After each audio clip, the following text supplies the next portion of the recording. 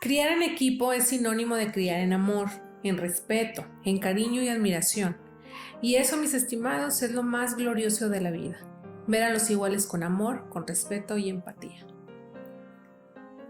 Cuando supe que estaba embarazada, fue mucha mi alegría y emoción. Fue tan esperado mi embarazo que le organicé una mega sorpresa a Héctor para hacerle saber la noticia de que seríamos papás. Una sorpresa mágica como lo había sido nuestra relación. La noticia lo emocionó hasta las lágrimas e inmediatamente comenzamos a planear el cuarto del bebé, incluso hasta cómo se llamaría en caso de ser niño o en caso de ser niña. Ese fue nuestro primer conflicto. Yo quería ponerle como mi papá o como mi mamá y él no consideraba adecuado seguir con esa tradición. Pasaron los meses y mis cambios de humor por el cansancio del embarazo se hicieron notar y las peleas se convirtieron en el pan de cada día. Algo pasó. Mi cuento de hadas que tanto cuidaba se estaba desmoronando.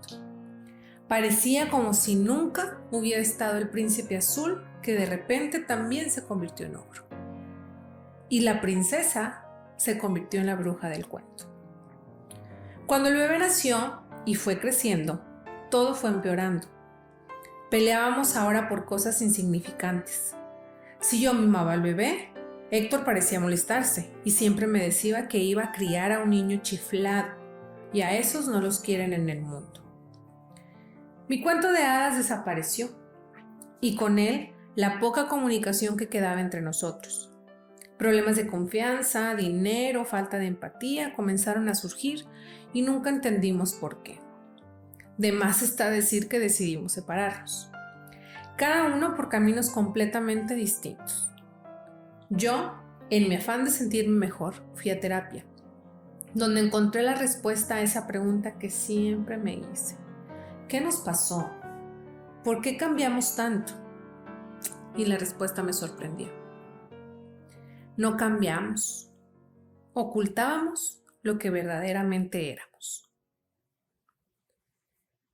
Cuando nos embarazamos, y digo nos embarazamos porque cuando tenemos la fortuna de tener un embarazo compartido, tenemos muchas expectativas y empezamos a planear el cuarto del bebé, cómo se va a llamar, si vamos a tener una mascota que pueda compartir con él, que si la cuna, que si dormirá con nosotros, que si dormirá en su propio cuarto.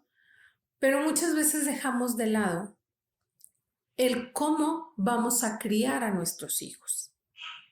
Si nosotros nos sentáramos antes de pensar embarazarnos y pusiéramos las cartas sobre la mesa y pudiéramos explicar cómo fue mi crianza y cómo fue la tuya, qué parte de lo que tú obtuviste mientras te criaban te gustó, qué parte no, tú, cuál es la parte favorita de tu vida, cuál es la parte que quisieras quitar. Tendríamos niños mucho más felices en este momento. Y suena muy fuerte, pero cada vez que atendemos a familias donde hay conflictos emocionales en los niños, generalmente al trabajarlo con papás, resulta que no hay comunicación, hay demasiados conflictos, no nos ponemos de acuerdo y empiezan a surgir todas estas historias en donde mamá y papá son de una crianza completamente distinta y truenan al final, como decimos, ¿no? Truenan al final del día. ¿Por qué? Porque tenemos historias distintas. Lo que para uno puede ser bien visto, para el otro no. Hablar de criar es traer a la mesa nuestra infancia. Cuando nosotros tenemos a un bebito recién llegado a casa, nos convertimos en mamá y nos convertimos en papá, pero nos convertimos no en una mamá, digamos, auténtica. Auténtica en el sentido que recién nace o que es algo único. Venimos cargados de historias. La historia que nuestras madres nos contaron, que nuestros padres nos contaron y el cómo lo vivimos. Siempre he dicho, cuando una pareja se une en tres vidas. la tuya, la mía y la nuestra. Pero aparte le agregamos la vida de los abuelos, de los otros abuelos, de los tíos. ¿Por qué? Porque somos un cúmulo de experiencias. Nuestros aprendizajes de cómo se vive la vida los traemos de lo que vivimos y de cómo lo vivimos. Está como esta historia de la pareja de ya esposos que van a la casa de la abuela. Y la casa de la abuela, en la casa de la abuela siempre se hacía como un pastel que tenía que ser de ese tamaño, en un cuadrado de 30 por 30, porque así lo hacía la abuela Tacha. Pero ¿por qué lo hacía solamente en ese cuadrado de 30 por 30? No sé, es tradición y hay que seguirla.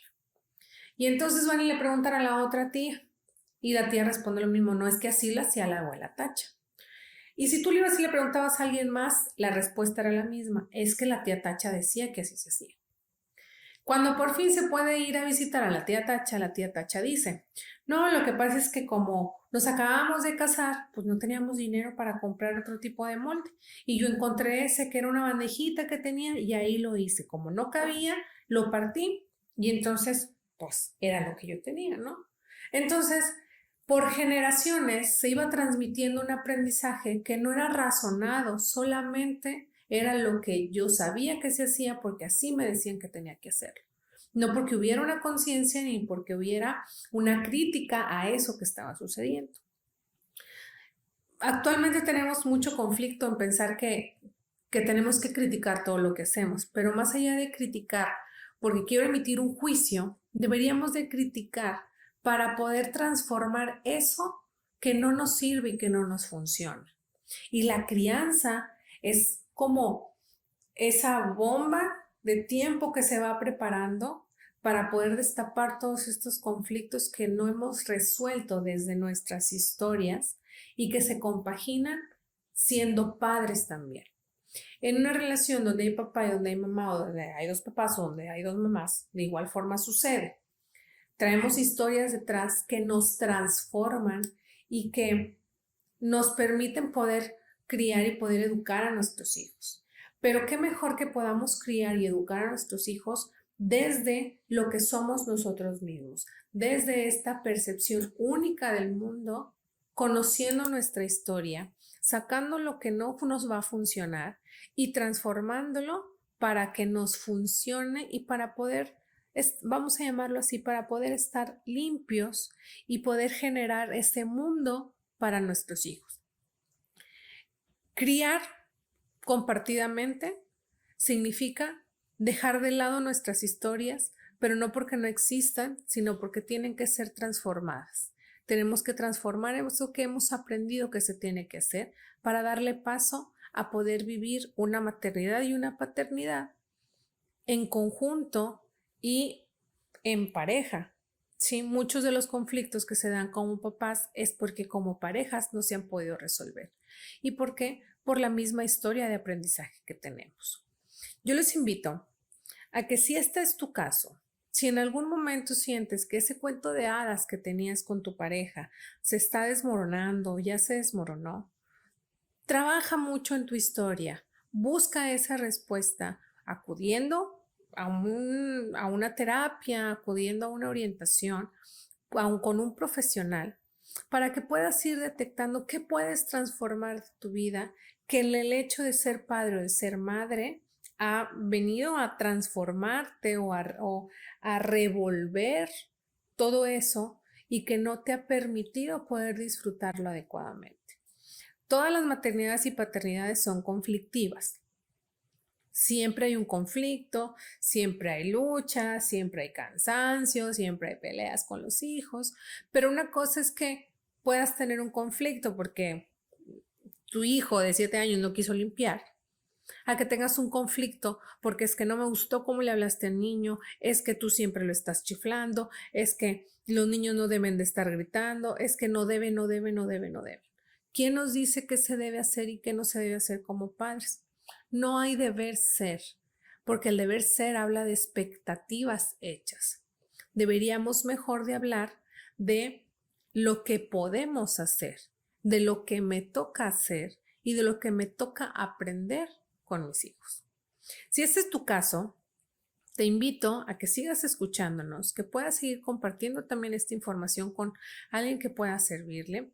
Y te invito también a que hagas un análisis completo de qué pueda estar pasando dentro de tu relación si te sentiste identificado con esto. Muchas gracias por escucharme. Nos vemos en el siguiente episodio. Bye bye.